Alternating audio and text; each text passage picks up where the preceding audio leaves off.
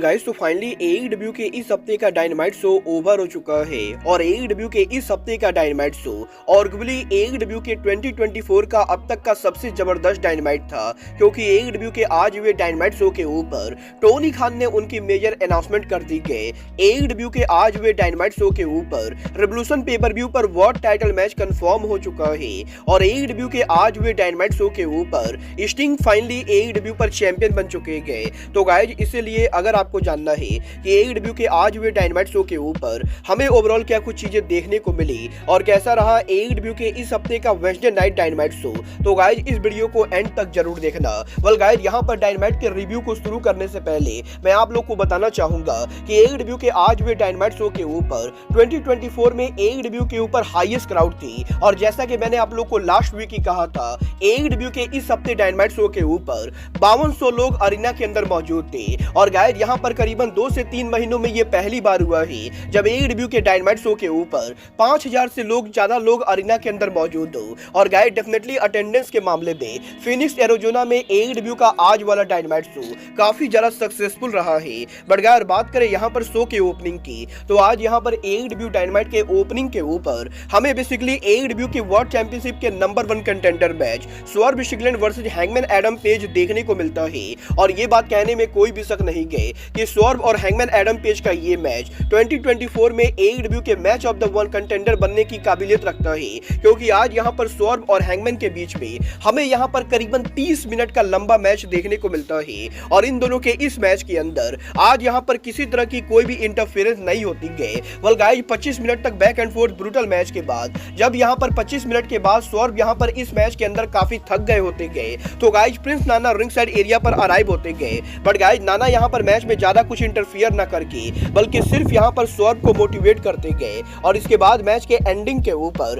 आज यहाँ पर स्वर्ग जब उनका फिनिशर हिट करके मैच को जीतने ही वाले होते गए, तभी यहाँ पर रेफरी यहाँ पर टाइम लिमिट ड्रॉ कर देता है और गाइस 30 मिनट पूरा होने की वजह से स्वर्ग यहाँ पर इस मैच को जीत नहीं पाते गए। वेल यहाँ पर मैच के टाइम लिमिट ड्रॉ होने के बाद स्वर्ग और हैंगमैन एडम दोनों को काफी ज्यादा एंग्री होते गए। बट गाइस तभी यहाँ पर एईडब्ल्यू के कमेंटेटर टोनी शिवानी ये कंफर्म करते गए क्योंकि स्वर्ग और हैंगमैन एडम पेज में से कोई भी यहाँ पर एईडब्ल्यू के वर्ल्ड टाइटल का नंबर 1 कंटेंडर नहीं बना है, तो इसीलिए एईडब्ल्यू के रेवोल्यूशन पेपर व्यू के ऊपर ये दोनों ही समोआ जो को फेस करेंगे। और अब ये 100% कंफर्म हो चुका है कि एईडब्ल्यू के रेवोल्यूशन पेपर व्यू के ऊपर हमें यहाँ पर एईडब्ल्यू के वर्ल्ड चैंपियनशिप के लिए ट्रिपल थ्रेट देखने को मिलने वाला है, जहां पर एईडब्ल्यू के रेवोल्यूशन पेपर व्यू के ऊपर हमें यहाँ पर समोआ जो वर्सेस स्वर्ग शिगलैंड वर्सेस हैंगमैन एडम पेज के बीच में वर्ल्ड चैंपियनशिप मैच देखने को मिलेगा। वेल डायनामाइट के इस जबरदस्त अनाउंसमेंट के बाद बैक स्टेज पर समोआ जो का इंटरव्यू होता है, जहां पर जो बेसिकली इस इंटरव्यू के अंदर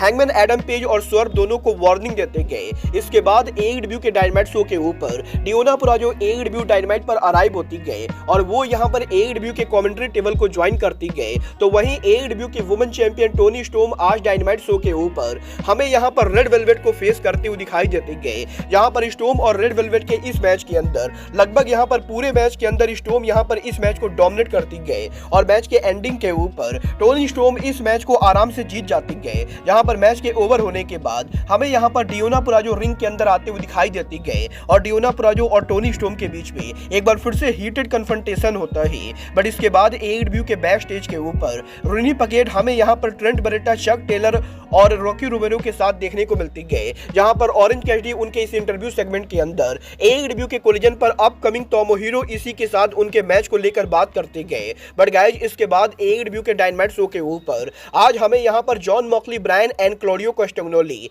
एक बार फिर से टीम सीएमएल को फेस करते हुए दिखाई देते गए, जहां पर डायनामाइट शो के ऊपर बीसीसी आज यहाँ पर मस्कारा डोराडा, वेलाडोर जूनियर और हेंची सेरो को फेस करते गए। और गाइस यहाँ पर बीसीसी वर्सेस टीम सीएमएल के इस मैच के अंदर एक बार फिर से यहाँ पर सीएमएल के 3 रेसलर रिंग साइड एरिया पर मौजूद होते गए, जहाँ पर मिस्टिको सहित सीएमएल के 2 और रेसलर हमें यहाँ पर रिंग साइड एरिया पर बैठे हुए दिखाई देते गए। वेल बात करें अगर यहाँ पर बीसीसी और टीम सीएमएल के इस मैच की, तो गाइस आज यहाँ पर बैक एंड फोर्थ काफी जबरदस्त मैच के बाद फाइनली इस मैच के एंडिंग के ऊपर जब यहाँ पर बीसीसी टीम सीएमएल को नीट एंड क्लियर बीट नहीं कर पाती गए, तो गाइस क्लॉडियो कैस्टेग्नोली मैच के एंडिंग के ऊपर हेंसी सेरो के ऊपर लो ब्लो हिट करते गए और इसके बाद रोल अप के साथ ये दोनों मैच को जीत जाते गए। जहां पर बीसीसी के मैच को जीत जाने के बाद हमें यहां पर रिंग साइड एरिया के ऊपर से Mistico, star junior ring side side area से रिंग में आते हुए दिखाई देते गए और इसके बाद टीम CML मिलकर एक बार फिर से BCC पर अटैक करने वाली होती गए। बट गाइस तभी यहाँ पर Christopher Daniel, Matt Menard, Matt Sydal और एंजेलो पार्कर रिंग में आकर BCC को सेव कर लेते गए। बट गाइस इसके बाद AEW के बैक स्टेज के ऊपर हमें यहाँ पर आज एडम कोल अनडिस्प्यूटेड एरा देखने को मिलते गए,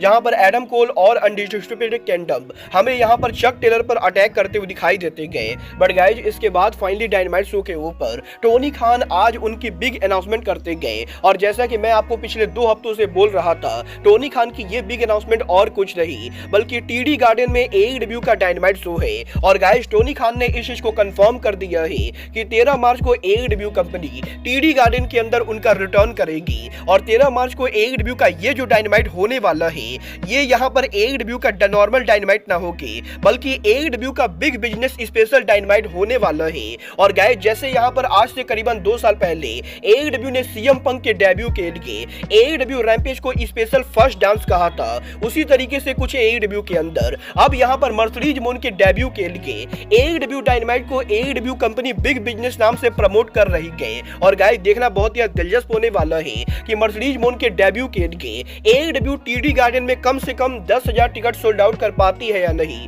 बट गाइस यही TD गार्डन में AEW के डायनामाइट शो को अनाउंस करने के बाद हमें यहाँ पर आज डायनामाइट पर कोनोसुके ताकेशिता एक्शन में देखने को मिले, जो यहाँ पर ले चैंपियन क्रिस जेरिको को फेस करते गए। और वैसे तो मैच के ओपनिंग के ऊपर आज यहाँ पर जेरिको मैच को डोमिनेट कर रहे होते गए, बट क्योंकि डॉन केलिस और Powerhouse Hobbs ringside area पर होते गए तो इसीलिए जेरिको इस मैच के अंदर बार बार पिटते गए और बार बार पावर हाउस हॉब्स के इंटरफियर करने के बाद मैच के एंडिंग पर सैमी गुवारा रिंग साइड एरिया पर अराइव होते गए, जहां पर गुवारा पावर हाउस हॉब्स पर अटैक करते गए। बट गाइस इसके बावजूद भी आज यहाँ पर इन दोनों के इस मैच के एंडिंग के ऊपर कोनोसुके ताकेशिता फाइनली जेरिको के ऊपर एक जबरदस्त फेरी क्लिप लगाते गए। और गाइस मैच के एंडिंग के ऊपर कोनोसुके ताकेशिता आज यहाँ पर उनका ब्लू थंडर बॉम्ब हिट करने के बाद लायन टर्नर के साथ इस मैच को जीत जाते गए। बट गाइस इसके बाद फाइनली डायनामाइट के मेन इवेंट के ऊपर आज यहाँ पर स्टिंग AEW में उनके करियर का बिगेस्ट मैच रेसल करते गए, जब यहाँ पर स्टिंग और डार्बी एलन डायनामाइट शो के ऊपर AEW के टैग चैंपियन रिकी स्टार्क और बिग बिल को चैलेंज करते गए।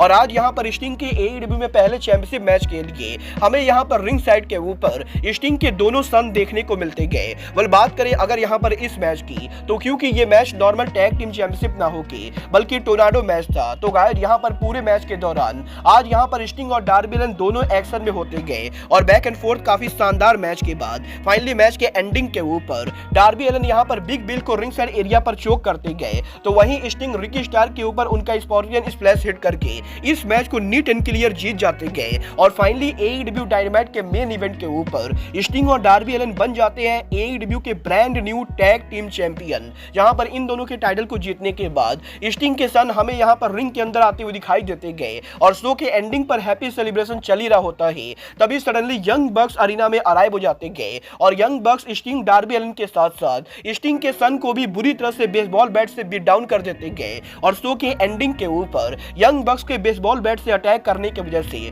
डार्बी एलन बस्टेड ओपन हो जाते गए। और गाइस जिस तरीके से डायनामाइट ओवर हुआ है अब इसके बाद ये बिल्कुल ही क्लियर हो चुका है कि AEW के रेवोल्यूशन पेपर व्यू के ऊपर हमें यहाँ पर Sting and Darby Allin versus Young Bucks के बीच में टैग टीम चैंपियनशिप देखने को मिलेगा। वेल गाइस मुझे ये बात कहने में कोई भी शक नहीं है कि AEW का आज हुआ डायनामाइट शो डेफिनेटली 2024 में AEW का बेस्ट डायनामाइट था और देखना दिलचस्प होने वाला है कि डायनामाइट के इतने ज्यादा बेहतरीन होने के बाद AEW के इस हफ्ते डायनामाइट को कितनी व्यूअरशिप मिलती है। बट गाइस फिलहाल के लिए अब आज के इस वीडियो में बस इतना ही, मैं मिलता हूँ आपसे अपने अगले वीडियो में। बट गाइस तब तक के लिए goodbye, good night and bang.